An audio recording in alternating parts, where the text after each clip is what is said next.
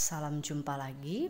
Materi hari ini adalah materi penawaran atau sering dikatakan dengan supply atau sering disingkat dengan S besar atau S kecil. Nah, apa yang dikatakan dengan penawaran? Penawaran didefinisikan sebagai jumlah barang yang ditawarkan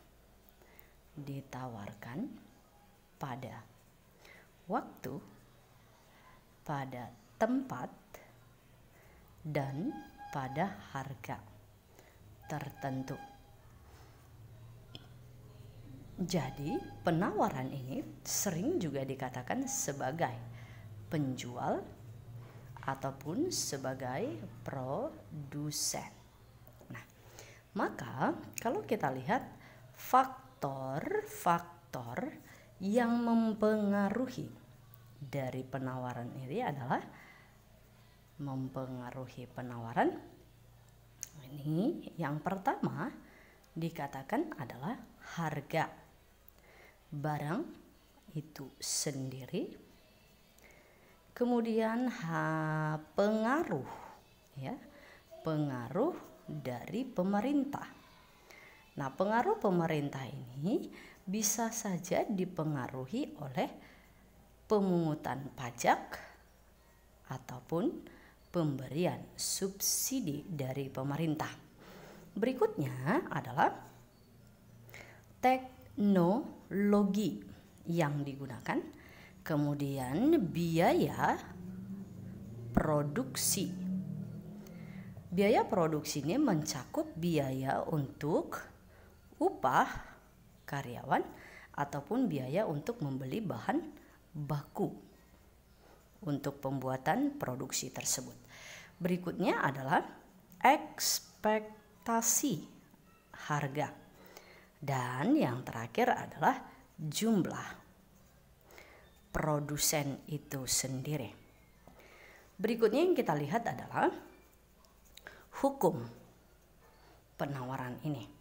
Hukum penawaran dinyatakan dengan jika harga meningkat, maka jumlah barang yang ditawarkan ikut meningkat. Dan jika harga turun, maka jumlah barang yang ditawarkan ikut turun. Dengan asumsi, yaitu asumsi ceteris paribus.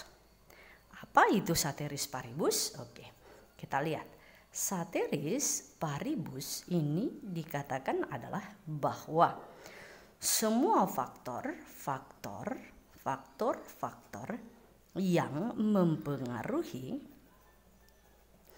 dari penawaran ini itu dianggap tetap atau dianggap konstan, kecuali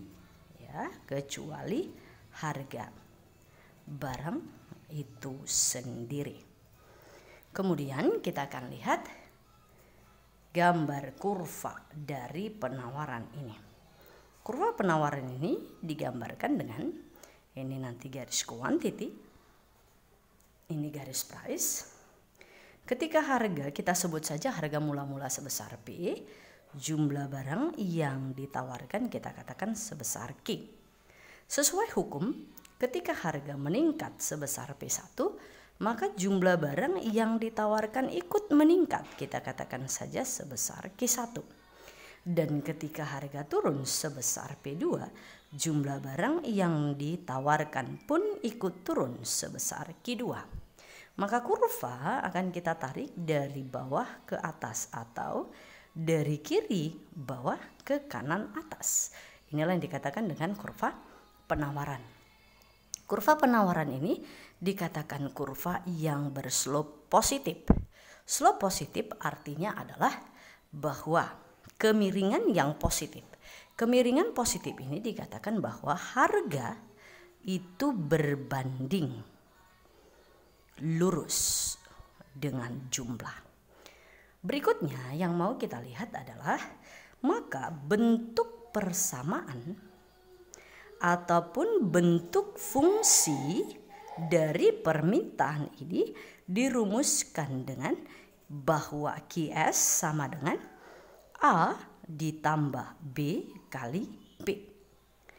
Nah, berikutnya adalah yang mau kita lihat yaitu rumus untuk mencari fungsi tersebut adalah bahwa P dikurang P1 per P2 dikurang P1 sama dengan Q dikurang Q1 per Q2 dikurang Q1.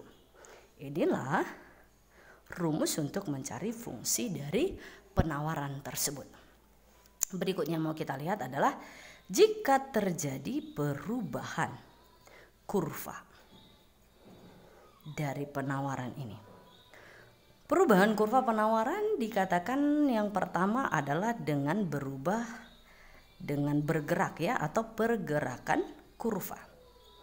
Pergerakan kurva akan terlihat, oke, kita akan gambarkan. Ini adalah garis quantity, ini garis price. Ketika harga kita sebut saja mula-mula sebesar P dan quantity sebesar Q, kalaulah P dan Q kita katakan adalah titik K. Kemudian ketika harga meningkat, kita sesuaikan dengan hukumnya P1, maka jumlah barang yang ditawarkan ikut meningkat, kita sebut saja Q1.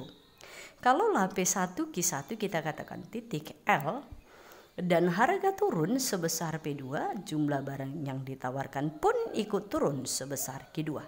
Kalaulah kita katakan P2 Q2 titik M, maka kurva akan bergerak dari K ke L, atau dari K ke M, atau dari L ke M. Inilah yang dikatakan kurva penawaran, ya. Ini yang dikatakan pergerakan. Maka pergerakan ini nantinya dikatakan penyebab itu terjadi adalah bahwa adanya perubahan, ya, perubahan harga barang itu sendiri. Berikutnya yang kita lihat adalah yang kedua, jika terjadi pergeseran kurva. Jika terjadi pergeseran kurva, kalau kita tarik garis kurvanya, ini quantity, ini price-nya. Kalaulah kita katakan harga sebesar P, jumlah barang yang ditawarkan kita katakan sebesar Q, maka kalau kita tarik garis kurvanya, inilah kita sebut saja kurva mula-mula S. Bergeser, kalaulah kita geser ke kanan terlebih dahulu. Kalau saya tarik garis kurvanya, kita sebut saja ini menjadi S1. Saya tarik garis koordinatnya, maka ini menjadi Q1. Jumlah bertambah, harga tetap. Dan ketika kita geser sebaliknya ke kiri, kalau saya tarik garis kurvanya, maka ini kita sebut saja S2, maka kurva, kalau saya tarik garis koordinatnya, quantity menurun, sementara harga juga tetap. Ya. Nah, apa yang dikatakan di sini? Maka dapat disimpulkan jika terjadi pergeseran kurva ke kanan, maka dapat kita simpulkan bahwa quantity itu nanti meningkat, sementara harga itu tetap. Dan ketika terjadi pergeseran kurva ke kiri, maka quantity itu akan menurun, harga pun tetap.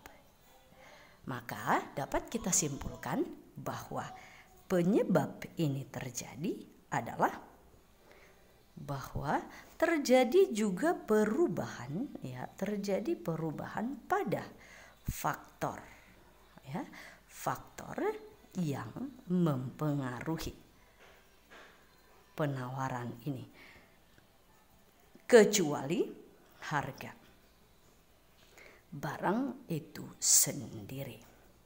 Itulah materi untuk hari ini, dan langsung saja kita lihat contoh soal kita. Contoh soal kita buatkan, ya.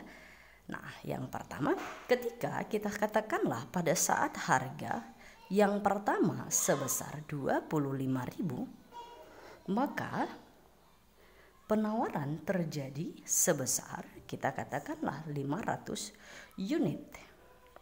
Dan ketika harganya meningkat menjadi 30.000, maka jumlah barang yang ditawarkan juga meningkat ya, menjadi 1.500 unit.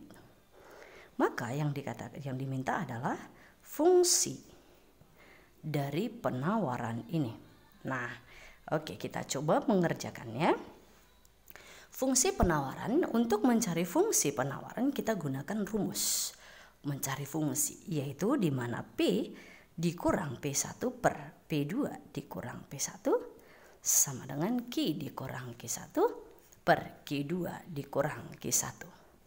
P tidak diketahui, yang diketahui adalah P1. Maka kita masukkan P1, P dikurang 25.000 per P2 30.000 dikurang 25.000 sama dengan Q juga tidak diketahui, yang diketahui adalah Q1 500 per Q2 juga diketahui 1.500 dan Q1 dikurang 500.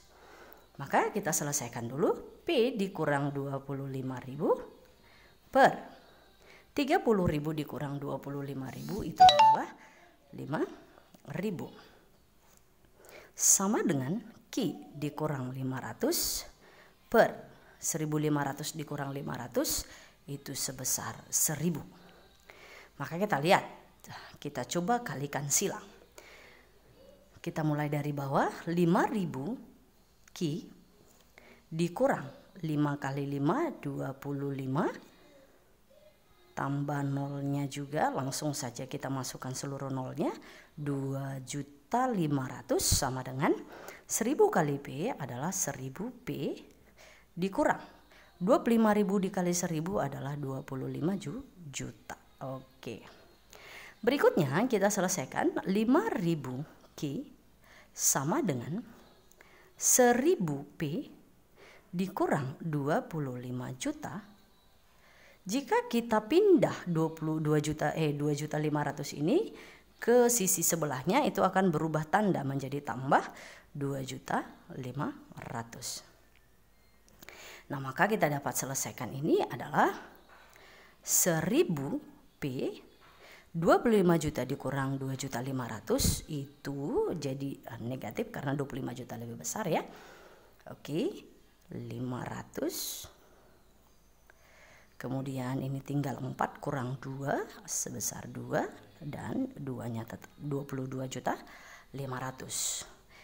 Ini 5.000 Q. Maka Q sama dengan 1.000 P dikurang 22.500.000 per 5.000. Maka ini kan sama halnya dengan 1.000 P per 5.000 dikurang 22.500.000 per 5.000. Maka dapat kita sederhanakan. Kalau ini kita bisa tuntaskan 1/5 P, kemudian 2 dikurang 22 ini habis ya, 22.500 dibagi 5 itu sebesar 4.500. Oke, kalaulah kita buatkan 20 bagi 5 4, 25 iya 4.500. Maka inilah kesimpulannya. Maka kalau kita buatkan supaya menggambarkan posisi dari persamaan, maka QS sama dengan min 4.500 ditambah 1/5 P. Inilah fungsi penawaran. Sampai di sini. Mudah-mudahan bermanfaat. Jangan lupa klik like-nya ya, and share. Terima kasih.